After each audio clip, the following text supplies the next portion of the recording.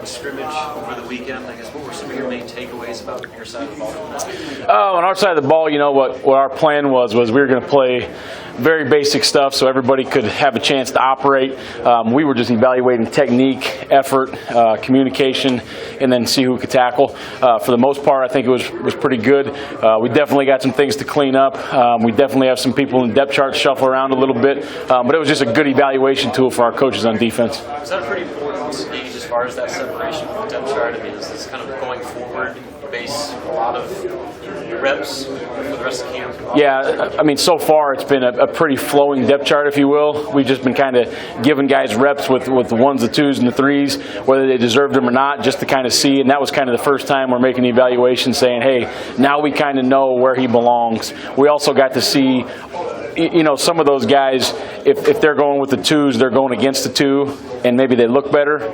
Yesterday was kind of a day where we got to see who we thought were the 1s go against the 1s and see if they really should be there. So I think it was very important for us. Has anybody, especially those very top groups, really emerged and said they've really taken a hold of their position?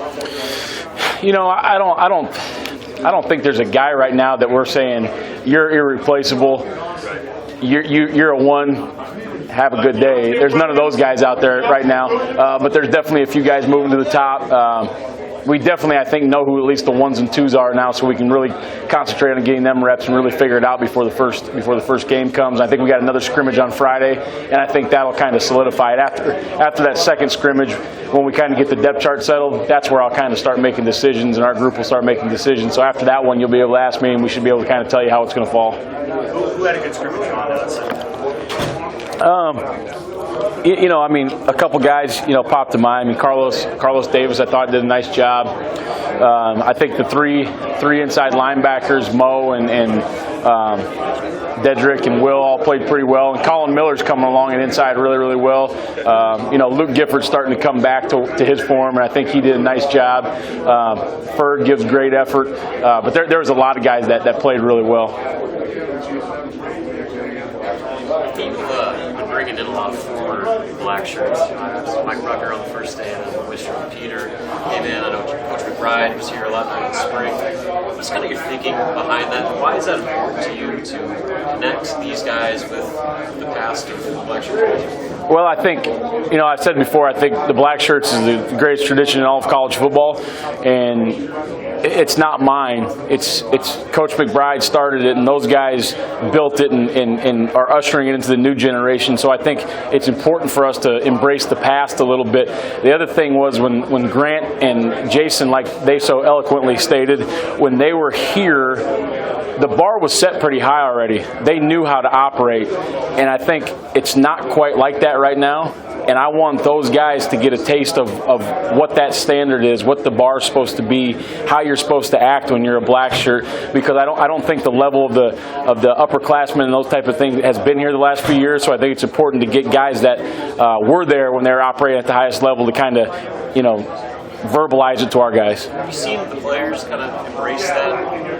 Kind of get the message that those guys are trying to send? Yeah, I think they've embraced it. I think there was a lot of shocked faces maybe in there. Maybe that once they hear it from they hear it from coaches all the time. All the time. That's just what coaches say. But when former players are setting the standard, are verbalizing what it should look like, I think it's almost a shock that, man, they're saying what the coaches are saying. We really do need to do that. So I think they are embracing it. We've got a ways to go to live up to what Grant and Jason were talking about, but I think they're starting to get there. What was the atmosphere like when Grant and Jason were talking? Did you kind of feel like it was something? Yeah, the atmosphere, you could tell as soon as they got up on stage, the atmosphere, there was electricity in the air, there was a tension in the room a little bit. When the whole group was in there, and then we let the offense kind of go in their merry way, and we shut the door and really got down to business, and then it became very high intensity. I mean, it was like we were practicing. The way they were talking, the way that they were describing things, it was like we were out in the practice field. So it was great for our kids to understand, we're telling them it's on the line. It's always on the line in the meeting room, in the stretch. And those guys, you could tell it was on the line.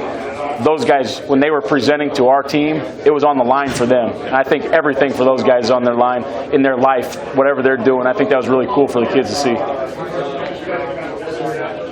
Coach, did you see any of that translate the next day in practice or the scrimmage? The next day, I actually talked to Grant and Jason the next day, and that was probably our most intense practice on defense. Obviously there's a difference between coaches and players, but there was we saw some shoving matches, and we saw a little skirmish, a little fight go on the next day, but guys were really flying around the next day, and I think it was probably direct relation to their talk that they gave. Good? Thank you. Thanks, Coach.